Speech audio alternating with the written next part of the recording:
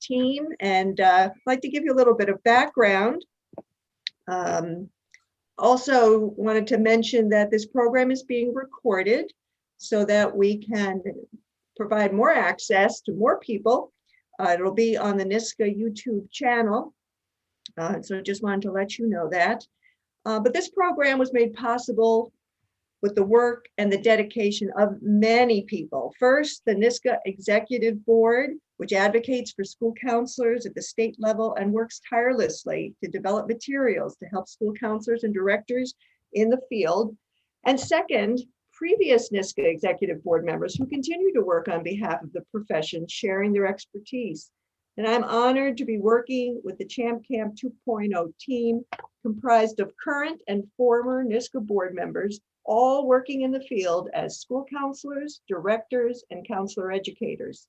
We put our heads together and drew from our work experience to bring this program to you. First, a brief background. The first Champ Camp was developed to inform school counselors of and support implementation of the revised SED regulation on comprehensive school counseling program requirements. Many years of work went into the development of this regulation revision to ensure it reflected our professional standards as established by the American School Counselor Association. The state ed regulation guidance document provided additional information on what the regulation means and answered many of the questions that came to state ed's attention during the long regulation adoption process. All of these materials, as well as additional ones NYSCA developed to continue this process of interpreting and informing, are available on the NYSCA website under professional development. In the summer of 2018, a team of NYSCA trainers traveled to 4 locations in New York State to provide a full day training on the new regulation. It was intensive and intense. Through this training opportunity, NYSCA was able to provide supportive materials, help answer questions from the field, and assist schools with the important process of evaluating and often redesigning their school counseling program. And there was immediate demand for additional programs. It's important to mention that the regulation revision was based on the ASCA national model, now in its 4th edition. We can't overstate the importance of being familiar and knowledgeable with the 4 ASCA model components: define, manage, deliver, and assess. These form the core of your program development. ASCA also provides our student standards, known as mindsets and behaviors for student success, as well as our professional standards and competencies and professional ethics, also known as mindsets and behaviors for professions. Champ Camp 2.0, therefore, picks up where the first Champ Camp left off. The programs in Champ Camp 2.0 have been designed to support full implementation of the regulation requirements. They were made possible through the generous funding of the Bill and Melinda Gates Foundation. Now, one of the intentions of the foundation is to provide professional development free of charge to school counselors across New York State.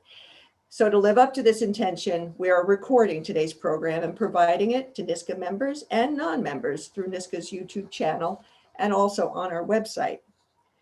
So before we continue today's program, I'd like you to consider membership in NYSCA. Even though you're able to access this program and others for free, your membership dues help support all our activities, especially advocacy at the state level.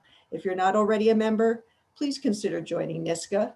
We are working to support funding for schools to reduce the counselor-student ratio and to provide more trainings like this one. We need to inform principals on how better ratios and full implementation of the regulation actually support their school's goals. We hope you will join with us. With greater numbers, our voices will be heard. Today, we're looking at the important component of an advisory council, a regulation requirement. So thank you for joining us today, and I will now turn the program over to our lead presenter, Kristen Shearer.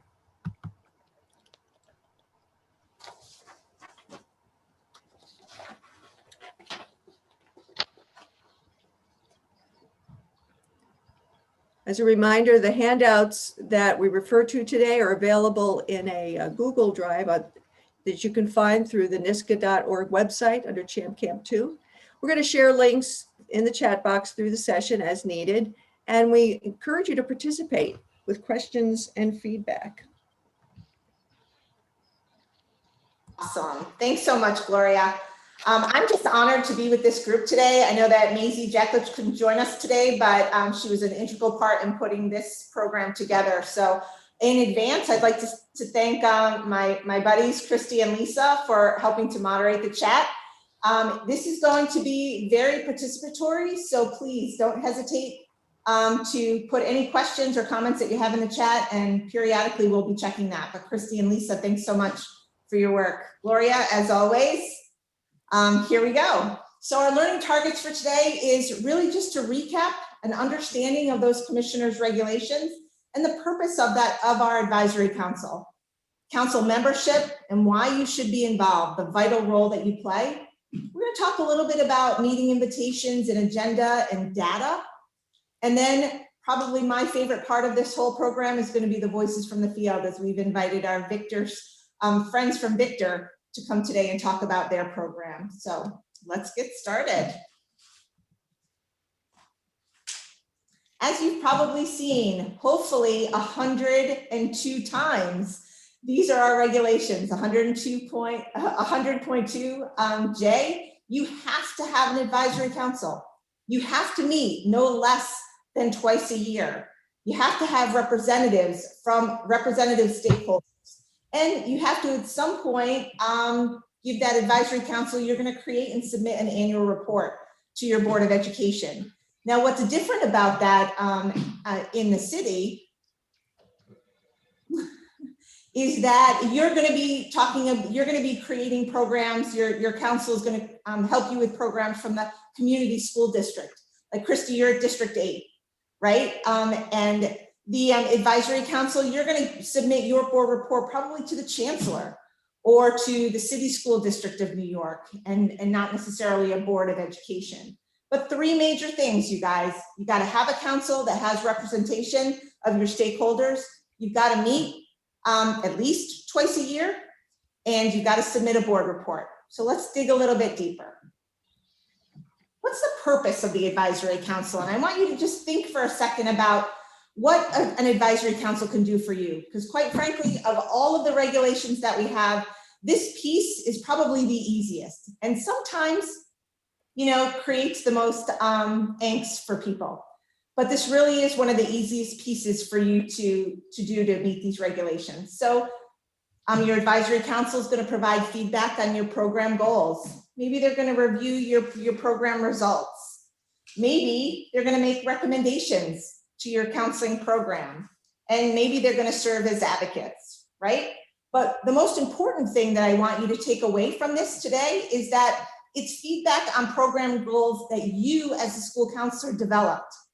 They're planned by you. They're explained by you. That data review is based on data that you're representing, that you're collecting. So don't be intimidated by this process. This is a process that can really help you. So I want you to think about, now that you have an idea of the purpose, can we think about what your focus is for an advisory council? And I'd love for you to either enter your answers into the chat or join us on poll, because if we poll everywhere, then everybody can see, and it's just kind of fun to create this Word document, this little word cloud. So I'm going to jump on too. But we're really interested in what your focus is for your advisory council. And if you don't have one yet, what might you focus on? We started out ours with explaining just the role of the school counselor. And that's really what we focused on in our advisory council. The quickest way to do this is on your cell phone by texting Christy LeBron 794 to the phone number 22333. And then you'll have the ability to put in as many answers as you want. And we have 2 more polls after this that you'll be able to use the same spot to add. So we'll give a little time for people to get this set up.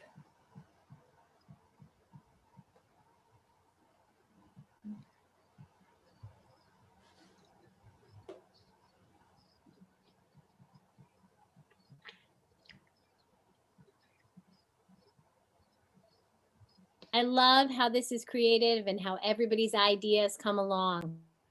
Yes. And I want to chime in and say that we know that we're talking about advisory council in a district level, and I want everyone to be mindful that we have people here from all over New York State. So it looks so, so different. And New York City is very, very unique. Our school, or the school that I work in, has its own advisory council. I'm also a part of the council on District 8 that's run by Janet Vasquez. So anyone who's in District 8 in the Bronx knows who she is.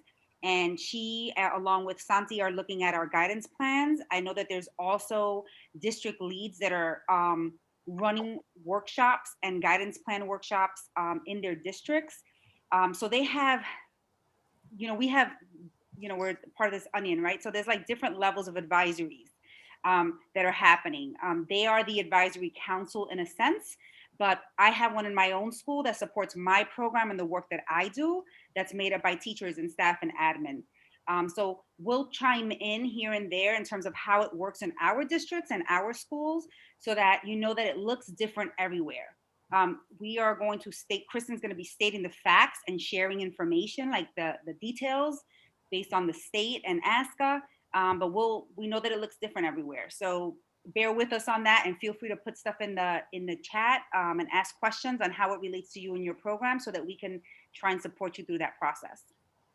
Thanks, Christy. There's some really good stuff in here. Advocacy, sure. Roles and responsibilities, I think, is another really big one that advisory councils spend some time on.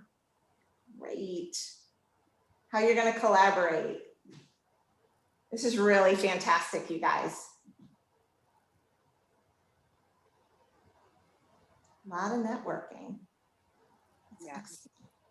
I love how support stays so big in the middle, because not only do we talk about support as an advisory council, we talk about the support of us coming together for professional development and how important it is for us to grow and learn every day. We support each other in this forum, and I'm so proud to be part of it and so happy everybody is here. I love needs has come up a couple times too. And it's small, but yes, being able to convey your needs as a program, as a department, it's a really good use of your advisory council's time. All right, Gloria, let's continue. All right. Thank you all for that. Yes, it's fantastic.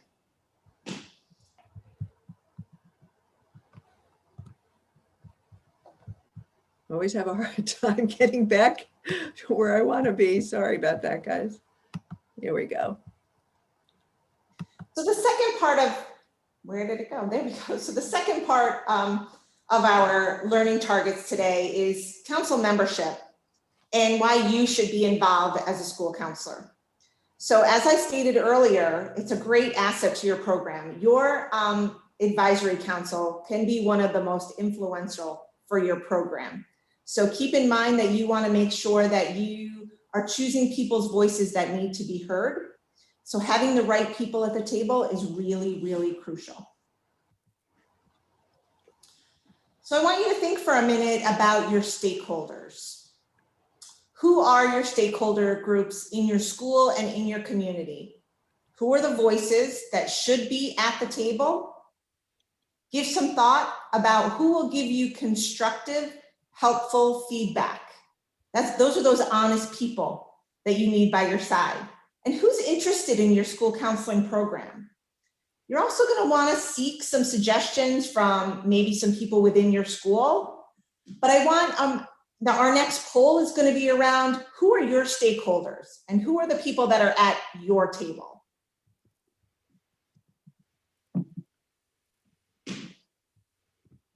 And you should be able to just start putting them in. Great.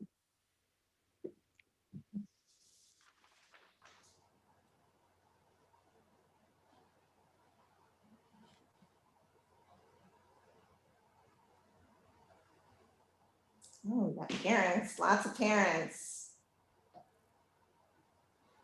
Jennifer has community organizations in the chat. I love that. Love it. Teachers, brilliant.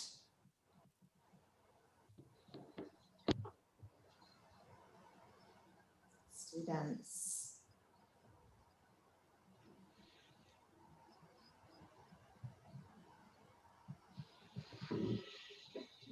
We have Board of Ed members.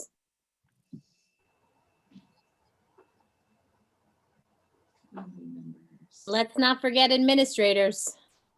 Right.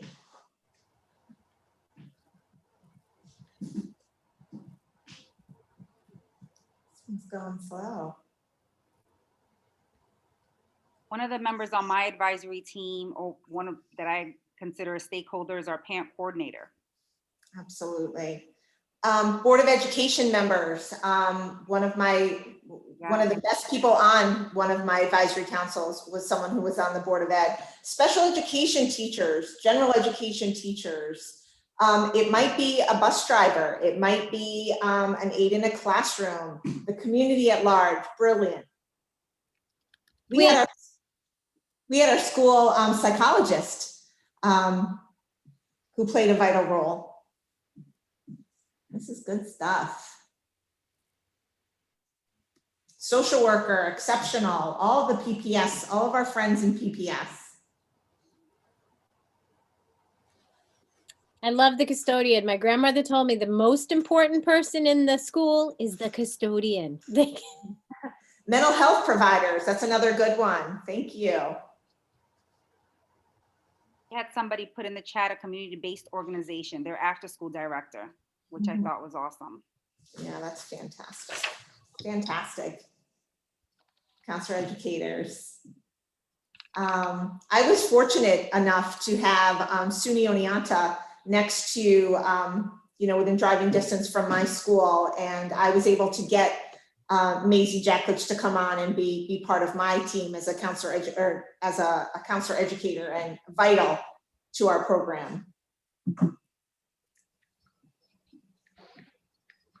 All right, we're definitely on the right path here. Okay, Gloria. All right, I'm going to lock it at this point. So we hold all of that. Yes, those are really good, you guys. Staff, and not just excellent. Community agencies, community partners, local universities and colleges. Those are really brilliant.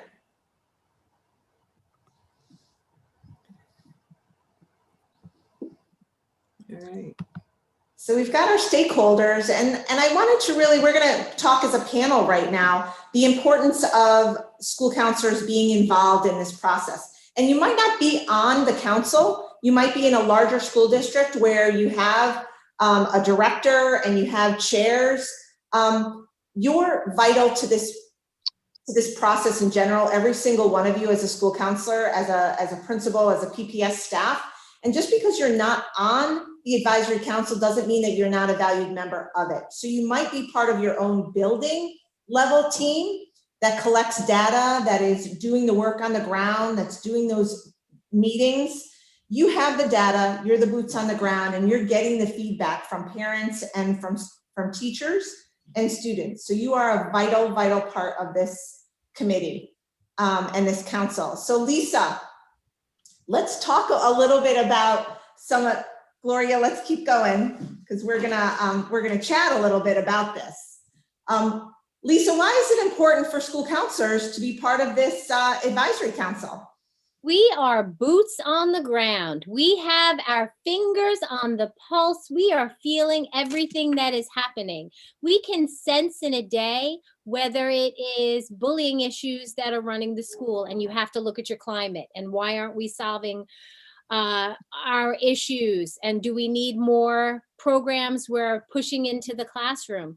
So we feel what's going on in the walls of our school, and it may be different from a different school. So I don't want anybody else representing me. I represent the building I walk through.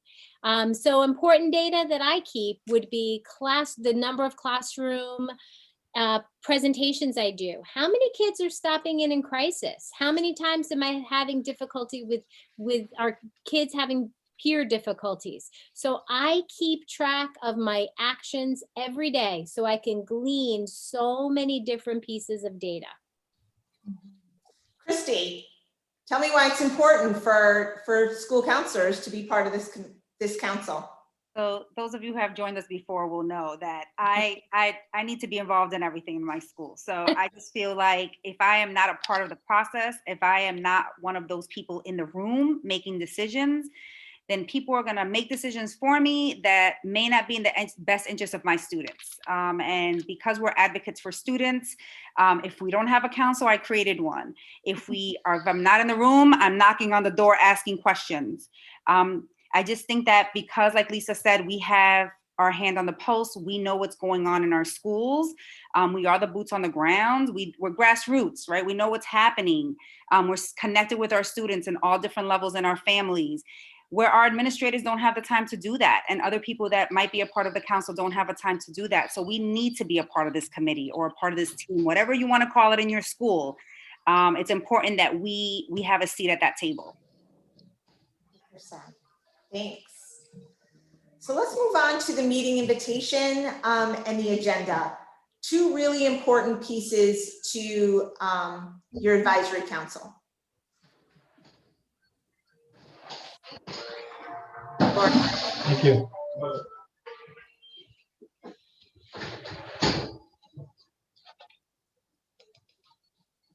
Gloria, you got a new slide? Yeah, I've got the invitation up. Yep, keep going. There we go. So Okay. determining your process around, nope, too far. It's got a mind of its own. There we go. So let's determine your process, okay? How will you invite your members? You just identified, you took some time to identify your stakeholders. Now we need to determine how you're going to invite those members. I personally made personal phone calls or stopped in and saw people that I thought would be really good for my council. I also asked my supervisor, I asked my assistant superintendent who they felt could be really good people on that team, and I had personal conversations with them.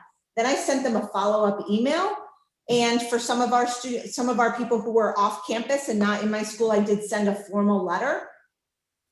And in that invitation was our time and our location, the contact, my contact information about the council, and explaining the commitment, because I think that that's really important, because some people will say, oh, okay, sure, I'll be on it, but not know what it's going to be about. Is it 10 meetings a year? Is it 1 meeting a year? What will I have to do in the downtime? So if you have all of those things prepared, even some of the things like sharing your last meeting minutes. So you put a packet together so that when people come to your meeting, they're going to be ready for it. ASCA has a couple templates that we've put in our resources for you to take a look at. But like I said, for me, it worked having a personal conversation, calling someone up on the phone and saying, I really would love for you to be a part of this. This is what it's like. And I always had a script, so I didn't forget anything. Next slide, Gloria. The day of the meeting, you want to make sure that you have an agenda. You want to make sure that you have a list of all of your stakeholders and the groups that they represent. So as you're doing introductions, people can see how vast and the lengths that you took to pick people that to represent different groups in your at your school. I mentioned those past meeting minutes, really important. And if you don't have any and it's your very first meeting, well, then obviously you won't have that. Materials about your program and your role. ASCA and NISCA have a lot of really good information about that, pamphlets that you could print out that talks about, a general overview of the role of the school counselor. And then you might have something that's very unique to your own school, a job description or a program review, something that you really want people to know about your programs and who you are as a school counselor in a department. And then you definitely want to add the regulations so that they understand that it's grounded in something more than just we need to meet. It really is regulations. And then I want you to take a minute to think a little bit about not only the makeup of your stakeholders and your materials and your agenda, but how will you represent, we talk about equity, groups in your building, and groups in your community, to make sure that everyone's represented. And then there's that balance between data talk and heart talk. So you want to make sure that when you set your agenda, that we're not talking about individual students, we're not talking about identifiable, we're talking about your program as a whole, but not getting into the weeds of all the things that are not either data or heart, but make sure that there's a balance of the two, okay? Because what we do is not all data. We deal with people, right? We're trying to make better human beings. That's what ASCA tells us. So, Gloria. Now we're really going to talk about data, because what data do you bring to the table? And this is something that, Lisa, that we were talking about a little bit earlier today, right? What data is important to bring to the table?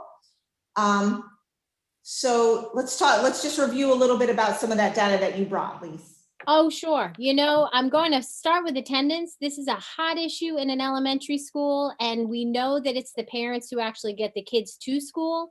So I keep track of who's the number, the percentages of kids that are missing over, 10 days in a marking period. And then I keep track of the phone calls that I make. I keep track then of the letters that I sent. I then keep track of how many home visits. So I can tell you the number of interventions I've made in the at-risk population, and then tracking that 1, 2, 3, 4 quarters to see if what I'm doing is making a difference. And then when I bring it to the table, maybe they have more ideas for me.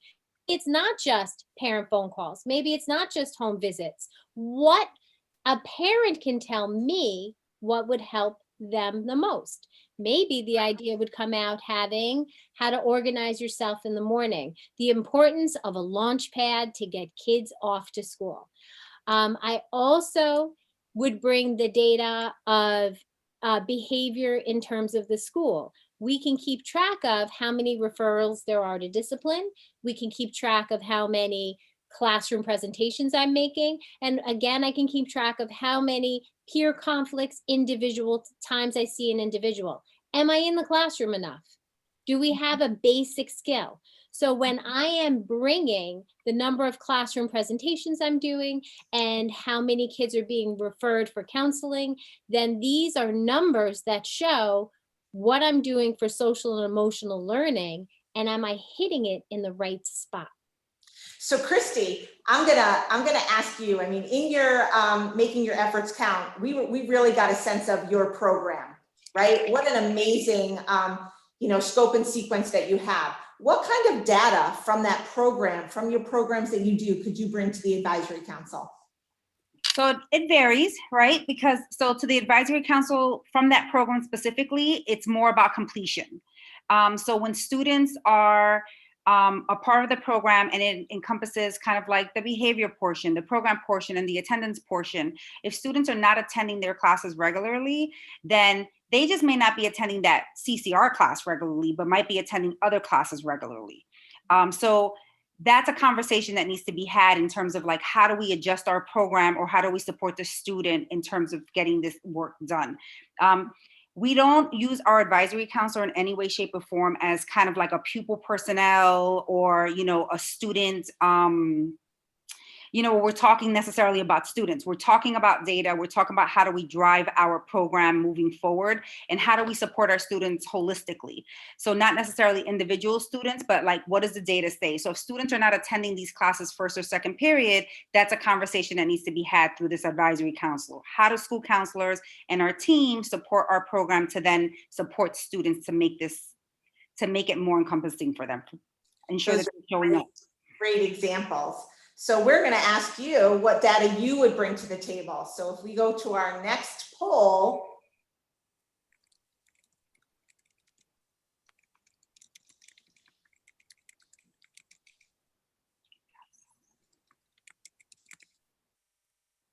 Whoops. uh-oh. How'd I do that?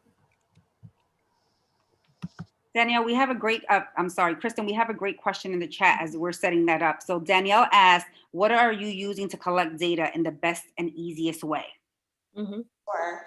So, Lisa, you might be able to chime in here, but we used, pre and post assessments from like the second step. We used that data. We used data from our, I'm going to call them outcomes, but our graduation outcomes, our career plans, like how many of our students completed their 4-year plan. We used discipline referral data, suspension data, you know, around locations and times that, you know, those unstructured times that our little ones have problems with, right? Course failures, how many students are successful in our AP or our honors or our college courses. Attendance data for sure, broken up by grade, by period. You know, you talked about who's not coming to first period, right? Who's not coming to fourth period. So that's definitely some ways that some data that we collect and ways that we collect it for sure. On the elementary level, we have to be very, very fastidious in what we do in a day because it's different. We're doing tier 1 interventions, classroom presentations, phone calls to parents. And so it's important that you keep track of your programs that you're presenting. As somebody just put in their referrals, the number of referrals from teachers is so important. Eileen put down a tally sheet and the list of students that she sees. And the elementary level, it's a lot of tallying. It's a lot of counting up at the end of the day exactly what you did, because it's a blur when you go by. And if you don't write it down, you will not remember. I love that someone put school climate survey because we got a lot of data from that as well. Referrals, fantastic. We often collected our mental health hospitalization data as well to see how we were, you know, how we were favoring, what kind of issues we were having, and our referrals to outside agencies, not just referrals into our building. So suspensions is another good one. For students that are at risk. Definitely using report cards and transcript data for sure. Lisa, incentives. Oh, I have so many of those. That's so important. Yes. Yes. Well, these are all great. Anything in the chat that we need to bring up? Even, you know, how many child study teams that you led, or, you know. Yes, that's another, on the elementary level, another important piece of data is how many team meetings do you have about pupils, not just one pupil in general. And also, I also like to look at, is one teacher referring so many kids and another teacher is not? There's so many different things that you can look at when you're trying to get a feel for your school and what you need to do in your program. We have SEL screeners, post-secondary data, all good stuff in the chat. I think attendance to any of your programs is another good data point to collect. Yes. Attending, yep. Special education data as well, I think is another good one. And for all of our New York City folks, we know that we have our report cards, right? That we have our quality reviews. We have data so public now for all of our schools, and we know that it's not always correct.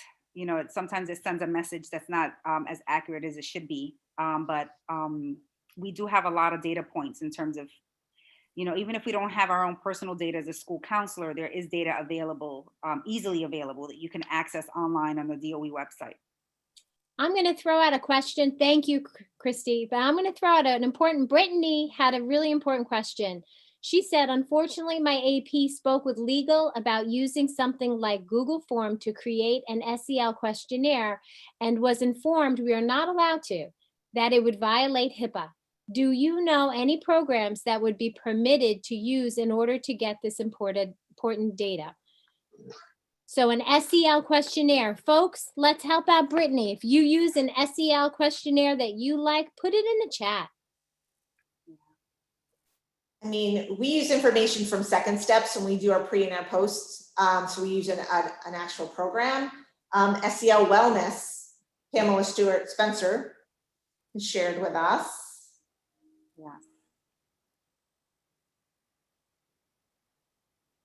Yeah. Brittany, I use Google Forms for everything. So hopefully we're not in the same district. Yeah, I don't think it's the Google form as much as the SEL questions that you're asking. So it's actually, that's a great topic to bring to an advisory to help them help you formulate a plan for doing a survey like that with the support of your advisory, and then work it through your system to see what the lawyers will allow. But that's very much a district to district kind of thing, but I don't think it's Google as much as The what question. you're asking. Yeah. Yeah. And how to protect that information. So, but there's a way, because I know it's done. So let's talk a little bit more about that agenda, okay? We're here, now we're at the table, we have all of our stakeholders together. They all showed up, we're pretty excited to start this. Welcoming and those introductions are really important. And I always love to do, a nice introduction around a welcoming activity so that people got comfortable with exploring what we do, right? So I made sure that we did something really fun in the beginning and made sure people had a good time there in understanding what we do. It's not all like, drill and sit quietly and listen to information. We really wanted them to get a sense of who we were as school counselors and our programs. The introductions, like I said, were really important. Discuss the meeting purpose and the norms. And when I talk about those norms, I'm really talking about the roles. Who will be the facilitator? Who will take notes? Who's not invested enough? I had my secretary in the guidance office took our notes. She not only knew the players, but she also knew the lingo. So it was an easy one for us. It was really important for us to I needed my elementary counselor to talk about her program. I didn't want to talk for her as the director. I needed my middle school counselor to talk about the program, and the high school counselors. Really important that they're involved and that their voice is here. Also to talk about curriculum, goals, data, the groups that we're doing, the students that we serve, our population, to make sure that everybody was on the same page and in the same spot as understanding what school counselors do and the goals of the meeting. Definitely the purpose is really important, and how the advisory council supports your program, because that's truly one of the biggest, most vital roles of this advisory council, is how they're going to support you as a school counselor, your department, and your program. You want to make sure that you're engaging your stakeholders in discussions. So giving ample time for them to digest the information that you're giving, asking questions, giving suggestions, having them have a way to provide feedback. And then at the very end, a high note and clear next steps. Really important, all good best practices for a good meeting. Gloria. So what do we do once we've had that meeting and now we have our minutes? You want to make sure that you share them with the members before you send them out to the general public, or however you're going to disseminate them. Make sure that they look at it, make sure that if there's anything that they felt might be missing or highlighted. Remember, you're a team. Decide what external members are going to receive those minutes. So I would send them to my building principal and my boss, who would have been the assistant superintendent. And then offer to do a presentation for the Board of Education or for your school leaders, specifically around your meeting minutes and your advisory council. So that's what that next slide is about. I really don't think there's probably any questions about that, but we did throw it in there.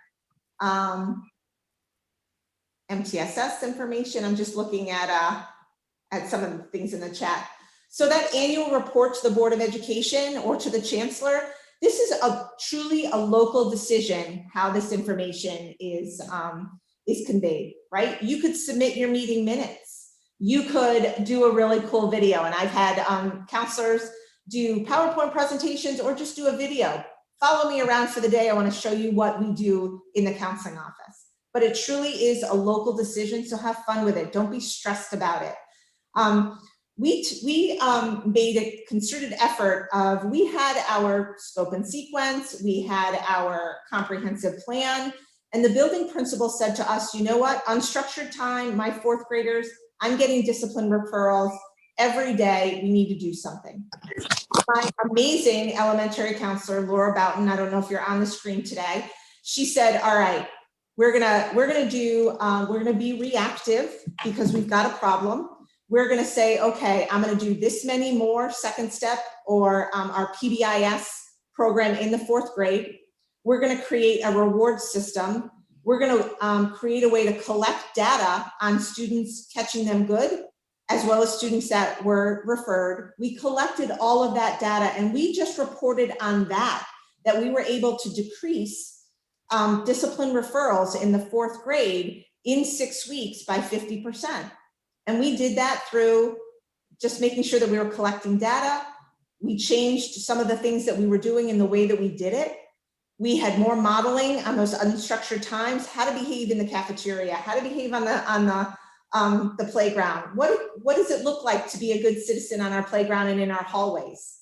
We reinforced those, and that's the data that we presented on. We didn't present on all of the data that we had done and everything that we had done in the year. So that's just one example, but it is a local decision, and it was probably the most fun for me being a director, is to hear those really cool things. Gloria.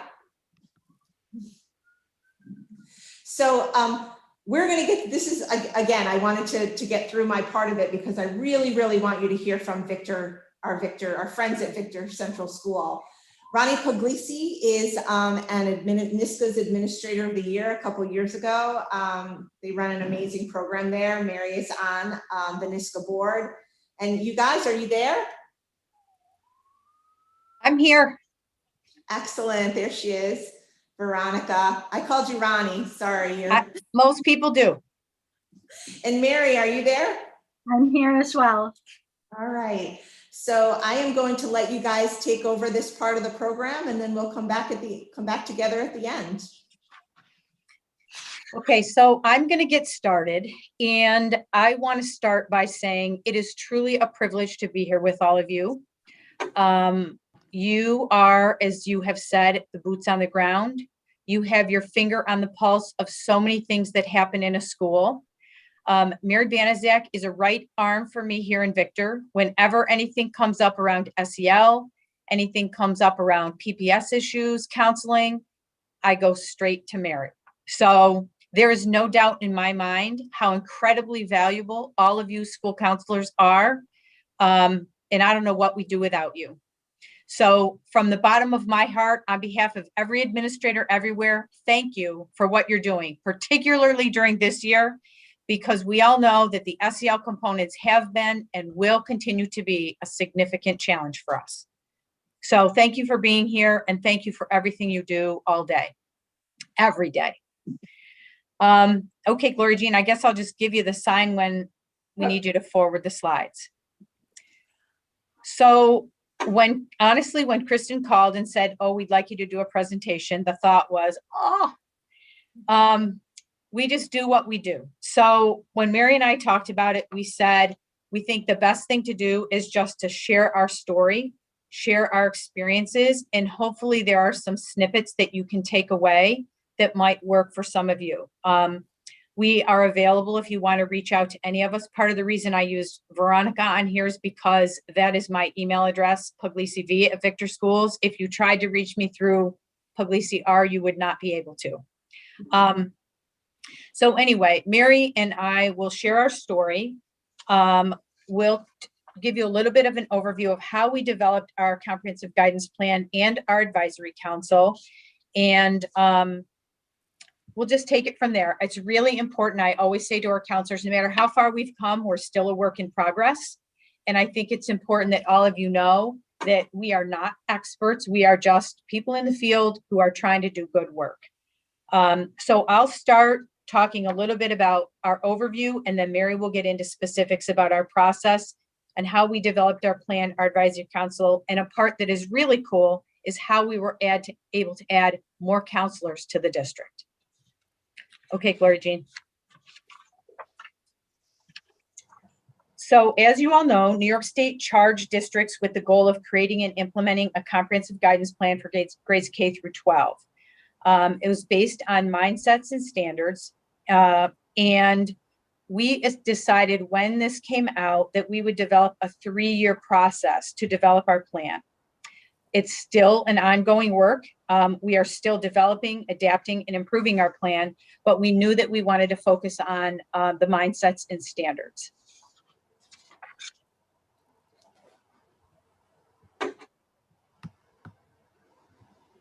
Okay, Gloria Jean, thank you. So the mindset standards reflect the philosophy that drive our goals, our activities, and our interventions for all students. And some of those include our SEL lessons and course selection and opportunities available to explore lifelong learning. So what we did, well, I'll tell that part, I guess, as we keep going. Okay, Gloria Jean. So we knew that we had to also look at the behavior standards, and a few quick examples of those include learning strategies, such as the use of time management, organizational and study skills, gathering evidence to consider multiple perspectives when students are making informed decisions. Some self-management examples include demonstrating effective coping skills when faced with a problem. And a social skill example includes creating positive and supportive relationships with other students and with adults. So we knew those were all things that we needed to consider as we began to develop our plan, even before we got to an advisory council. Okay, Gloria Jean.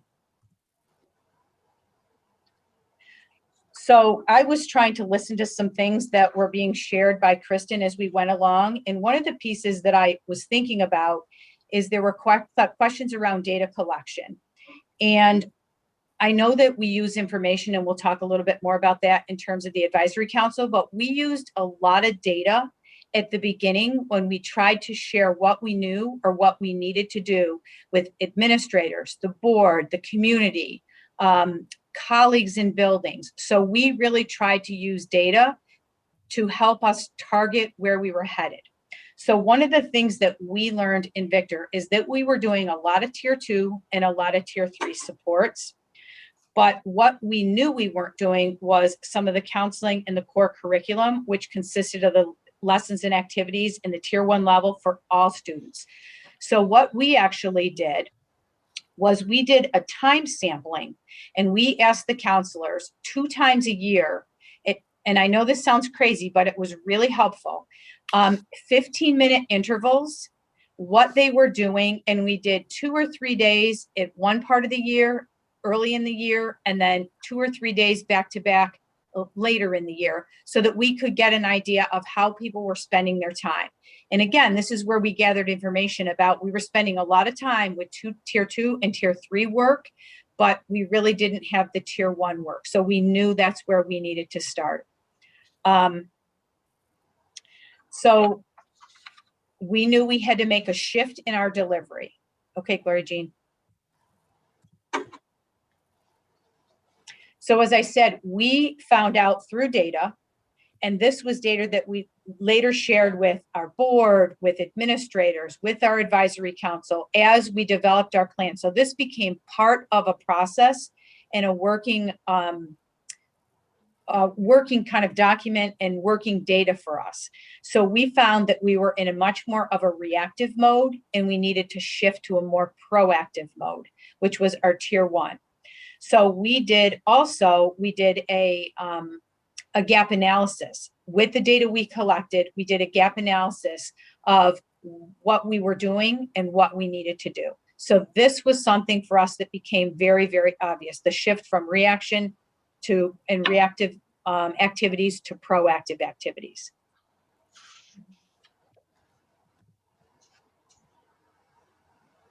So Mary's going to kind of pick it up from here, and she's going to give you a little bit more of the really the bones of what we did and the work that we did from here on out. Hi, everybody. So as we thought about how we could communicate the need for this shift from what people were always used to our roles being to what our roles needed to become, we really felt it was important to communicate with our buildings, first and foremost, our administrators and our teachers, as well as the administrators and Board of Ed across the district. Because we knew in order to align our student support plan with NYSED regulations and align with the ASCA and NISCA recommended ratio of no more than 250 students per school counselor, we were going to need their support because we couldn't keep doing what we were doing and add more to our plates without additional support. We needed to change the paradigm and do our work differently, for sure. But we also needed additional supports. And our goal has always been, I said to Ronnie, you know, I want to put Victor on the map. I want us to be a model school counseling program before we leave this district. So we are a work in progress. We are not a model, but we are an example of what many of you are already doing as well. And this is just our story. So we saw this NISCA video that I believe Gloria Jean and Kristen Shearer are in. And I just thought it was the perfect story to tell, because as we think about people in our districts and what their experiences with their guidance counselors were years ago, we wanted them to understand the difference of what we needed to become and do differently. And we thought this video summed it up beautifully in only 5 minutes. Can we show the video? Absolutely. Ready? Won't you sit down? Thank you. My program for next semester has been bothering me. Where had you planned on going to college?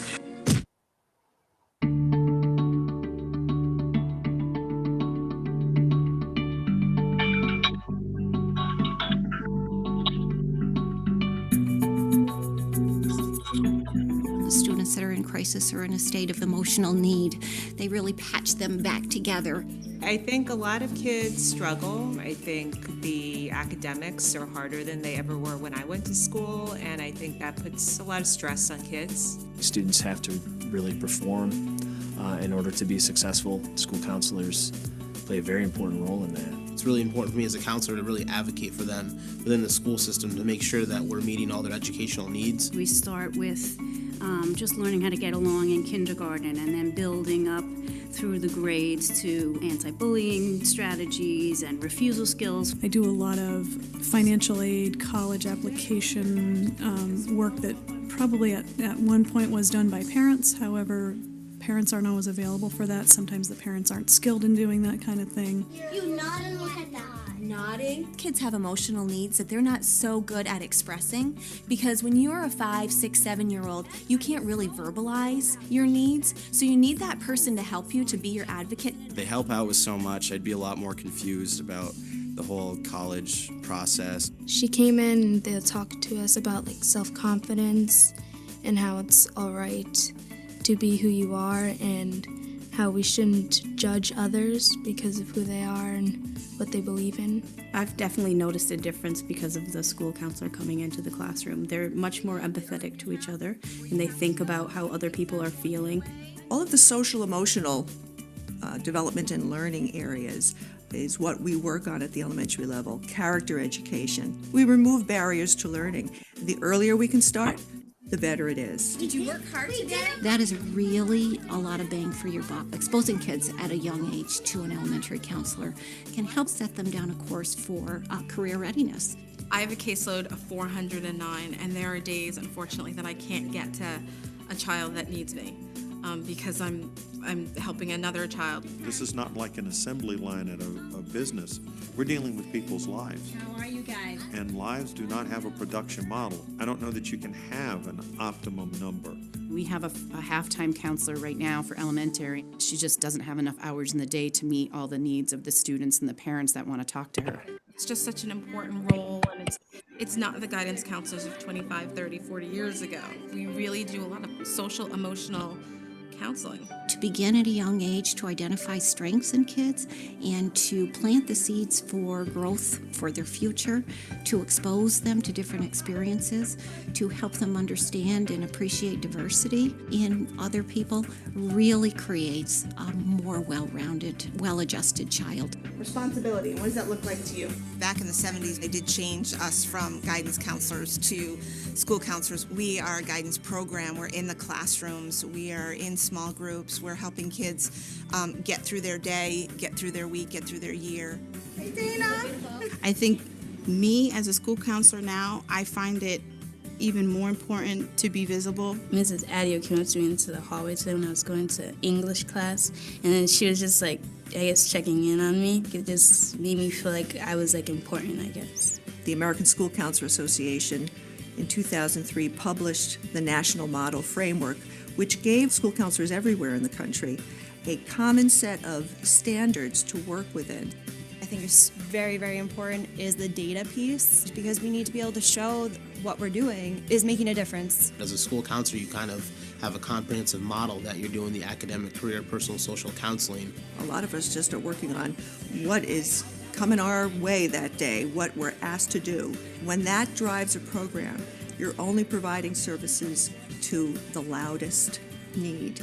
You're not really looking at what are the needs of all of our students. So it's getting systematized about it. I want them to be successful in school, but also just be good individuals. Every student. Every student. Every student. Every student. Every student. Every student. Every student. Every student deserves a school counselor.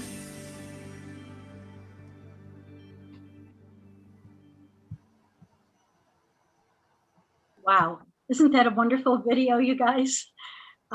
We used that video in our presentation to the Board of Ed after we explained our changing roles and responsibilities. And we took a look at our current caseloads and how we were really, after looking at our time sampling, we were addressing just the loudest needs, as Gloria Jean had described.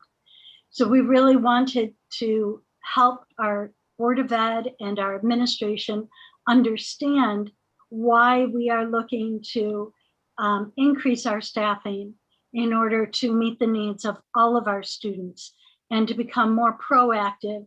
We really needed to bring our school counseling program down to the earliest levels. We had no counselor in our K-1 building. We had no counselor in our 2-3 building.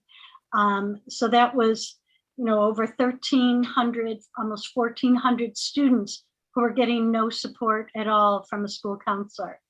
Our intermediate with 981 students only had one counselor in the building. So we really wanted to help them understand our needs and our plan.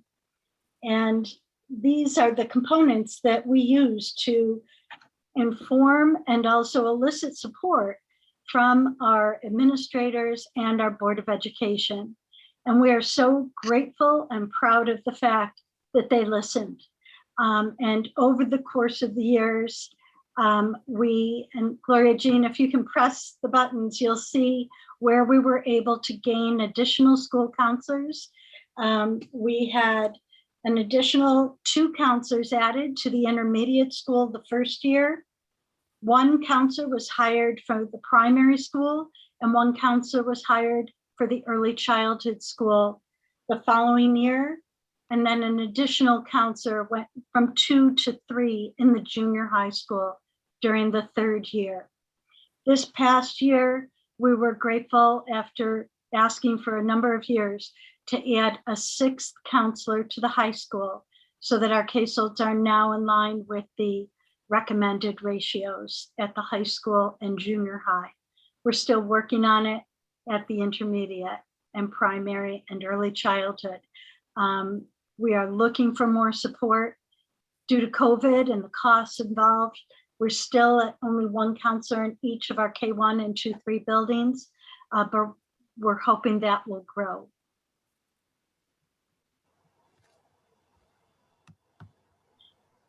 Next slide. talks about our curriculum council / advisory council. So as we looked at the regulations that New York State put forth regarding our advisory council, we looked at the membership components and we thought we don't have to reinvent the wheel. We can use an existing shared decision-making team that functions within all of the parameters that are outlined and helps people realize that our counseling program is really a curriculum and it should be recognized for it as such. So Ronnie reached out to our Associate Superintendent of Instruction, and she invited our comprehensive guidance development team to come and speak with the Curriculum Council and request their participation as our advisory council. And we presented to that council that consisted of our Associate Superintendent of Instruction, 3 parent representatives, 2 school administrators, at least 1 community member or business leader each year. There are 10 Victor Teachers Association representatives from K through 12. This includes special ed, gen ed, and PPS staff members. And we have 2 high school student representatives on the council every year. And the nice thing about this council is that those members remain for a length of 2 years of service. So we aren't, informing them every year as that group changes. There is some longevity to who is on it and who is leaving. So there's always some consistency. The other great aspect of using our existing shared decision-making team is the agenda is set forth in a formal manner.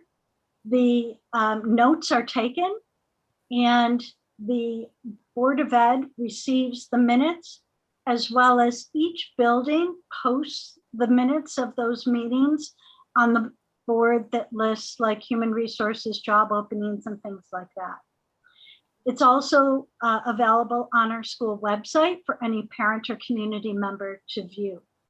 So we did not reinvent the wheel. We used the existing council, and after we showed that video to them to help them understand our roles and responsibilities and how they were changing, they embraced the opportunity to support us in our work.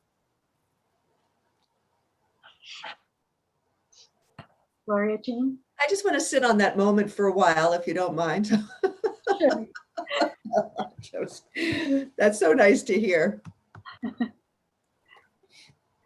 So I love this visual of this slide, because when I say they embraced our work, they truly did, and they support us. And our PPS staff is like the branches of these trees, reaching out to all of our students and our stakeholders.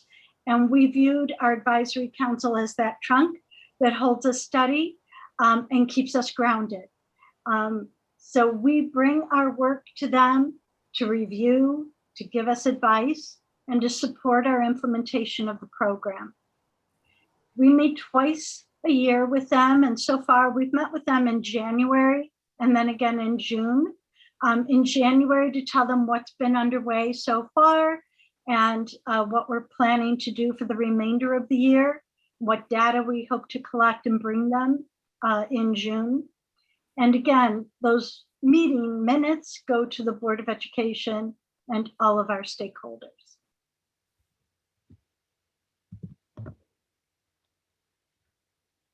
And this is how we grew our program. We started in 2015-16 with Ronnie leading us through our exercises to develop our own Victor Central Schools mission and vision for our student support program. She really embedded in us the fact that we had to own it and we had to live it and we had to propose support for it. So we started with that process, and it was a large group of people engaged in that process. We have building administrators, psychologists, as well as counselors at every level. We then moved into a smaller group, K6 and 712, to align our ASCA standards with the work we were doing currently, and conducted that gap analysis and those time assessments that Ronnie shared earlier. During the third year, we looked at those gaps and set goals and started to develop our programming, our scope and sequence, as well as the curriculum, the lessons, the materials we would use, and how we would implement those lessons in our curriculum. In 2018, we continued to expand our classroom lessons, and that's when we established the Advisory Council. We also completed our comprehensive guidance plan to be able to have it posted to our Victor Schools website on every school page. So the early childhood school, the primary, the intermediate, the junior high, and the high school counseling pages all have a copy of it. And we began our implementation and data collection until we were stopped in our tracks with COVID. And then we thought, how are we going to continue this? So our work since that time has gotten to be a little bit more creative. So if I could jump in quickly, Mayor, just so everyone knows, these slides that we're showing you now are the slides that we utilized for our advisory council. So this back section of our presentation is actually conversations that we had with our advisory council and have showed them what we've been doing every step of the way.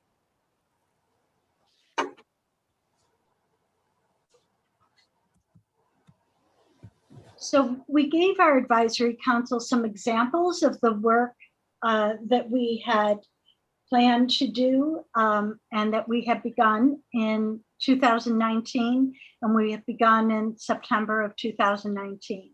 And we had members, as I think Kristen had said earlier, it's really important to have the people who can speak to each of these individual efforts at the advisory council meeting. So we had our ECS counselor, our primary school counselor, our intermediate representative for the counseling team, junior high and high school there to talk about what they were doing and how they were doing it.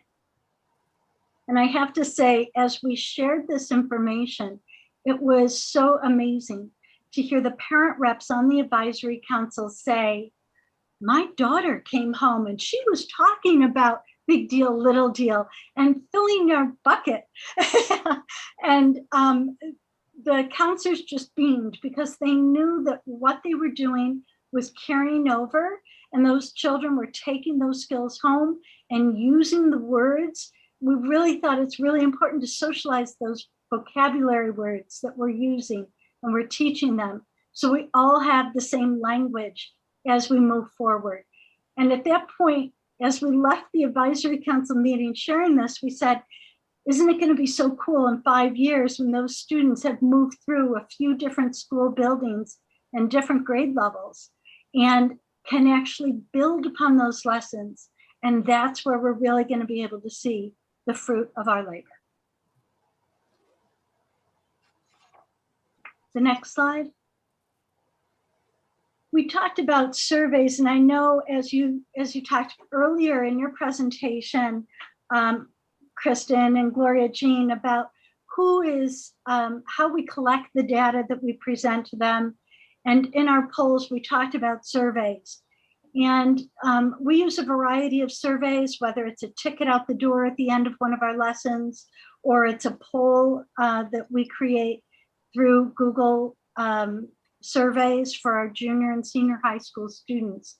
But one question that we ask every single time is, can you name one or more trusted adults in our school that you would turn to for help? That's really critically important for us at Victor. And I know this is one of the factors that we know provides the best support for students. We also find it really important, especially at the junior and senior high school, to start with having them create a goal for themselves. It's not our goal for them, it's what do they think is important for them. So do they reach a goal that they typically set for themselves? And what would they like to work on next? And this also helps drive our curriculum and our lesson planning and presentations. What do they see as a need and what do they want help with?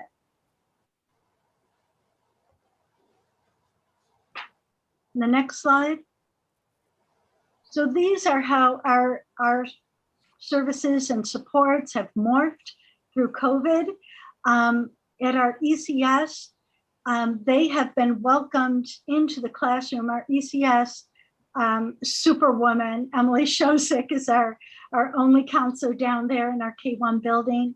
And she has done 60 lessons per month, talking to students about big deal, little deal, breathing strategies, Play-Doh versus rock problems, thinking it versus saying it, problem-solving toolbox. She's provided socialization opportunities via Zoom, creative SEL virtual learning sets, and SEL resources for parents and students to use at home. In our primary school, our other superwoman, Kara Kopinski, is our only counselor down there who works really closely with a wonderful psychologist who support her. She works with teaching the zones of regulation for all students, coping skills, and does Zoom check-ins with our 100% remote learners, social skills groups, and individual counseling, and so on. So we go through each of these with our advisory council. We shared this information with them in January, and we will take the data collected from each of these when we go back in June. And we're proud of what we've been able to accomplish while learning how to create our own Google Classrooms, which we had never done before. We've learned how to record Zoom lessons. We've learned how to create breakout rooms. And so becoming more tech savvy has been one of our greatest accomplishments as counselors during COVID. Okay, good. So some of that is, I think, as Christy said earlier, everything could look different and things look different in different districts. So find and recognize and understand what's valued in your district and count that. You know, figure out what you need to do. And as I think about the presentation to the advisory council, counselors being a part of this, you can decide what to share. So you share the things that are working, you share the needs that you have, you figure out what to count so that you can continue to move your programs forward and do good things for kids. So that wasn't in the slide. Mary's probably like, oh, here Ronnie goes again, off the script. But it's just, as I'm listening to things, it's you know, it doesn't have to be how we did things. You figure out what matters for your district, and that's what you count. That's what you present. That's what you share. So as far as our next steps, we will come back to our curriculum council, advisory council in June. Our plan is to share developments and data collected from this school year. We will share information about our K-6 classroom presentations. We'll share information about our 6-12 survey results and information from individualized assessment progress reviews. We'll share attendance information. I saw a lot of that was popping up in the presentation, graduation information, and then other data connected to ESSA, such as maybe subgroup data information. How are we doing with our subgroups? Do we need to focus on more things in that way? What do our school climates feel like? So that's where we start to just figure out what's next. We always like to end our time with our advisory council with challenges and celebrations. So we always like to tell them some of what has been difficult, some of what we're working on, but then what we have to celebrate. We obviously are still working right now to address how to support students, parents, and teachers when we return to our more traditional school structure again. We know that there are many factors to consider, And we do anticipate in June that our advisory council will have questions for the group, which again, as Mary said, we bring a whole team of counselors with us and present to that group and let them ask questions, make suggestions for us to consider. And so it's kind of a give and take in that way. Our advisory council was not necessarily made up by us, and we didn't necessarily determine who would be on there. We know the makeup of the individuals on the group, but we also felt like that is a representative shared decision-making council that already exists in the district. So we decided to operate and function through them, and they know that we come to them twice a year. So I think that's it. We put on here, we have our comprehensive student support plan on our website. You know, again, please know that we are a work in progress. We are working together all the time to try to be better at what we do. But I can tell you, when Mary showed the little slide with all the carrots, we started out with none of this. And when we looked at it, it was so overwhelming. And we just broke it down into small, manageable pieces and just kept building on what we developed from year to year. So that's the story of how we got to where we are, recognizing that people are in all different places, but that's our story. Wow, that was awesome. Victor never disappoints. I'm just going to say that out loud. So Stacey Cross-Baker, you're absolutely right. The Victor's plan is amazing. Everybody on this webinar right now should definitely go and check their website out. They did it right. They were thoughtful, and I just appreciate you guys so much. Does the group have any questions for Victor? Christy, Lisa, you see anything in there? Looks like we were able to answer a bunch of stuff as we went back. I mean, I'm curious, Mary and Ronnie, you know, you have a plan, you have a scope and sequence, and at some point in this last year, we had to say, hang on a second. Our needs might be different. Now we know they are, right? We're not going to be able to do all of the things that we normally have done, or they might not be as important. How did you make some of those decisions? Well, I can speak for our K-6 counselors, really surveyed teachers as to what their needs were or what they were noticing the needs of the children in their classes were. And the K-6 teachers embraced counselors coming into the classroom and offering those lessons and being a stable force in the lives of our hybrid and remote learners. So you guys, we've been back to school as hybrid students at the K-6 level, 3 days a week for one cohort and 2 days the other, and then it flips. So everybody gets 5 days every 2 weeks. At the junior and senior high, it was more challenging because our students are hybrid, but because of our block schedule, teachers only had them 1 day a week in front of them for the hybrid students for 85 minutes. And they really were struggling to make sure that they honored that academic instructional time. So our administrators were extremely supportive, and we created a daily check-in for SEL at the high school, where for 20 minutes each morning, we put out an SEL lesson or an activity or a survey that teachers could click on in their morning routine, and the students could click on it on their phone and participate. And that's how we've given our plan to our students this year.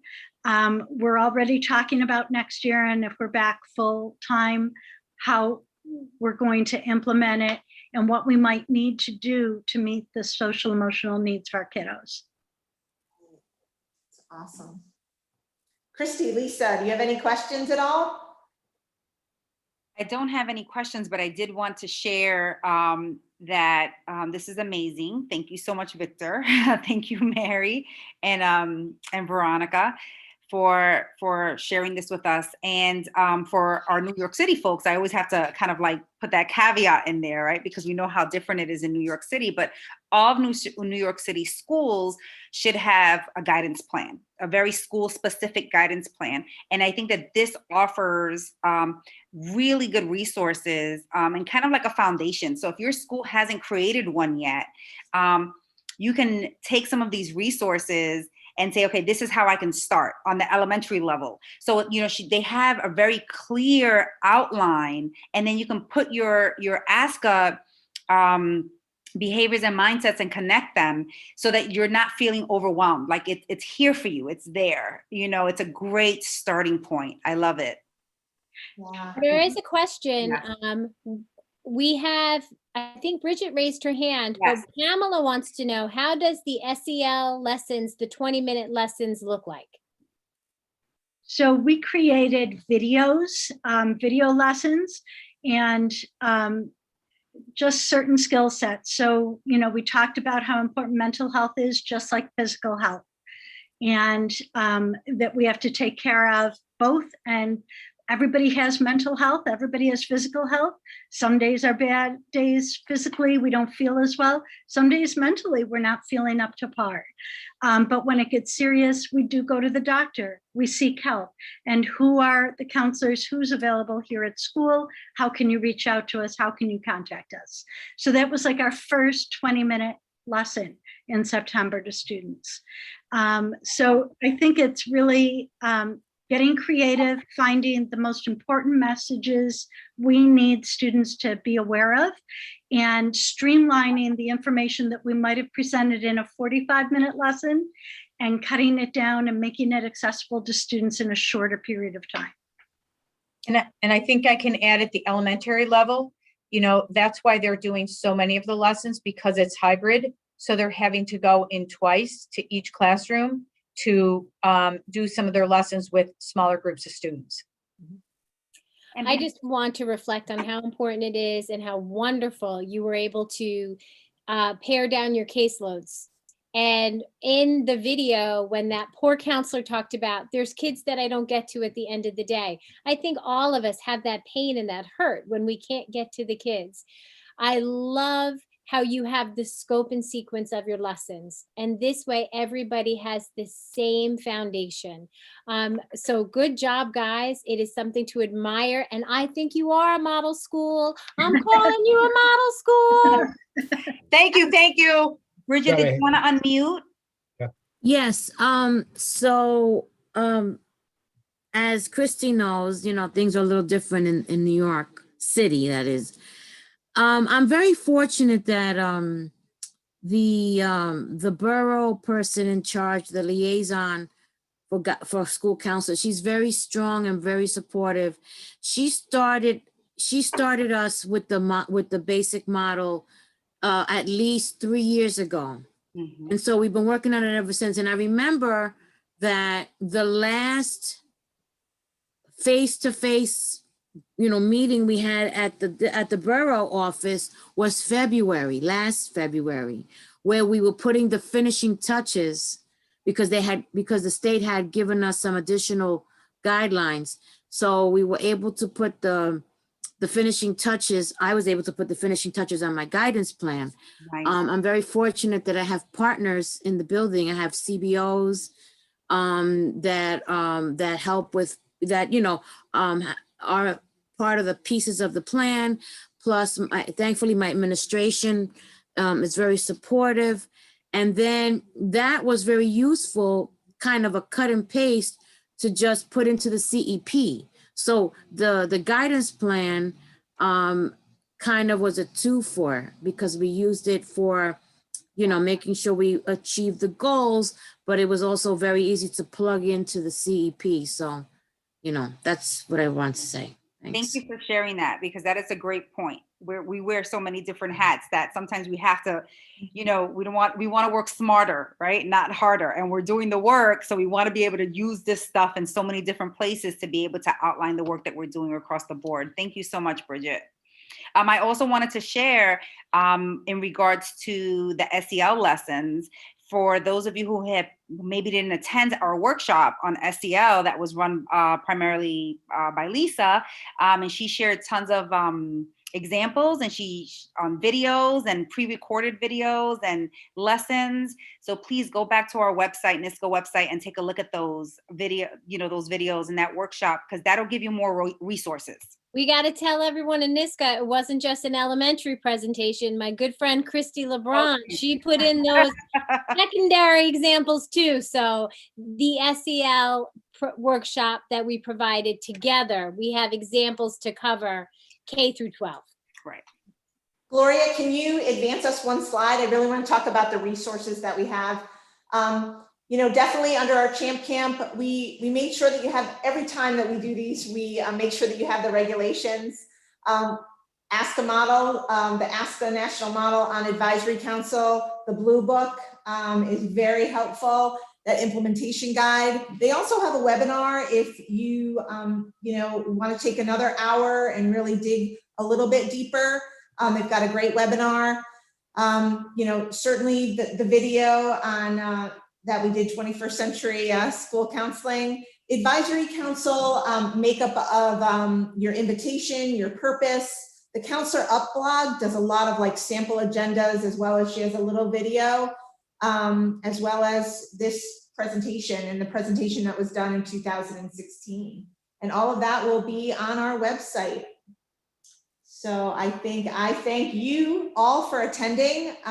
We really love what we do here, and this group is really thankful for Victor today. Thank you guys so much. Model program for sure. Thank you, everybody. Thank you. At this time, I'd like to turn the program over to Dr. Rotunda. Thank you.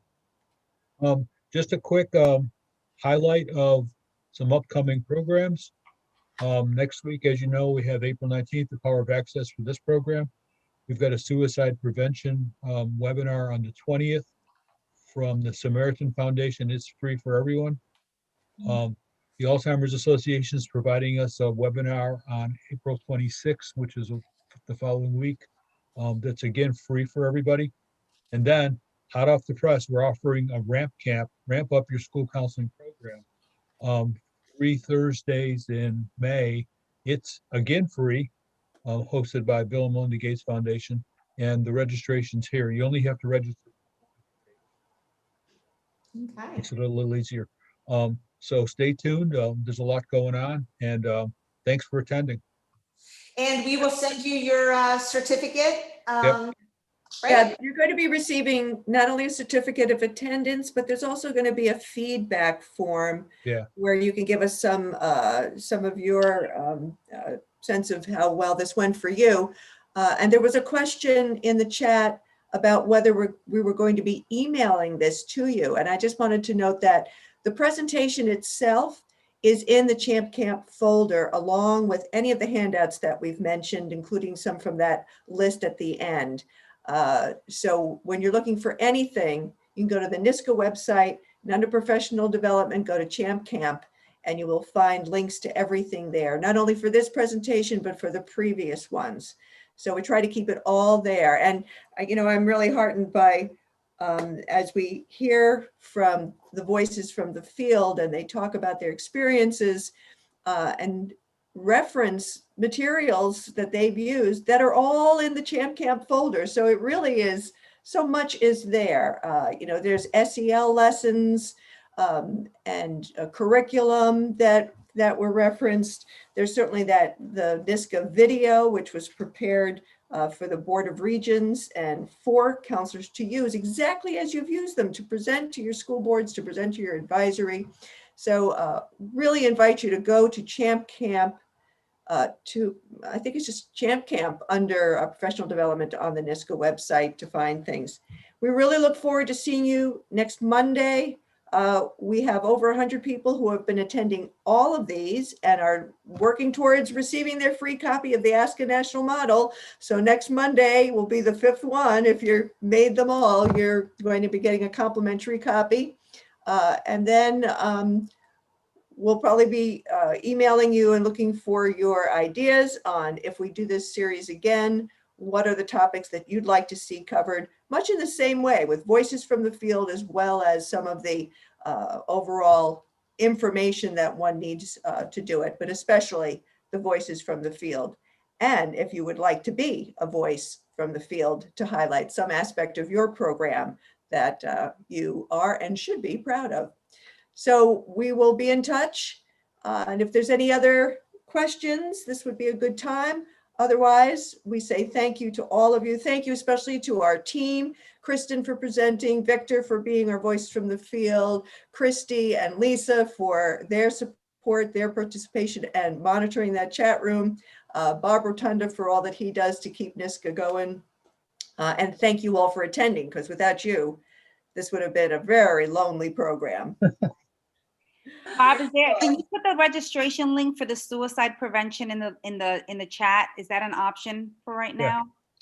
Okay, because someone was asking. They want to register for the suicide prevention now. And just there's a question. All of these presentations are available on the YouTube channel. So don't forget that you can go to YouTube and watch any presentation once, twice, 3 times. We also, we do keep the chat record, and that's also going to be in, right, Bob? And yes. Yes. So if something is in the chat and you missed it, you'll be able to look it up again on the NISCA website in the Champ Camp folder underneath professional development. Tara asked the question, if she watched it online, does that count in terms of the booklet? Am I right with that, Tara? Is that your right question? You know, that's going to be hard for us to document, unfortunately. So we were going with attendance with the live one, but I'm still maybe working some on magic can happen. I'm easy. I have to talk to the right now powers we don't that know, be. Tara, but that's a great, that we don't know, but now we're going to think about it. We had not considered that. Yeah, Zoom takes attendance for us. So when you sign in with your email, where you got the link through your email, it records your participation. Some folks join by phone. That makes it a little bit tougher. So I was talking with someone today by email. If you've attended by phone, then you might want to send me an email at gloriajean@nisca.org to let me know your phone number and the email that goes with it, because it means you're also not getting the certificate of attendance, because that's attached to your email. So there are a few glitches we might have to work through at the end, but make your case. If you think you deserve the book, make your case to me. I'll do it on an individual basis, just like we do with kids. I'm finding the suicide prevention because it's there.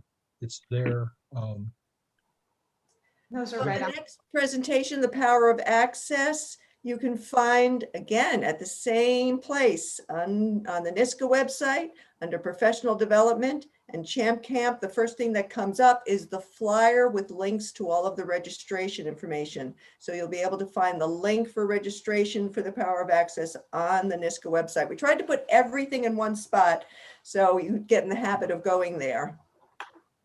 Okay, Yeah, I put the suicide prevention one up, but they're also all the upcoming ones are in our calendar on our website. So yes. Yes. Gloria, just to confirm your email, it's gloriajean@nisca.org. That's it. Okay. That's that. All right, everybody. Have a great night. Thanks for joining us. Thank you all. Thank you all. See you all next week. Yes, here we go. Hi, Mary Banzak. Hi. Last of the bunch. Thank you. He has to go to a Google Meet to see you all. Oh my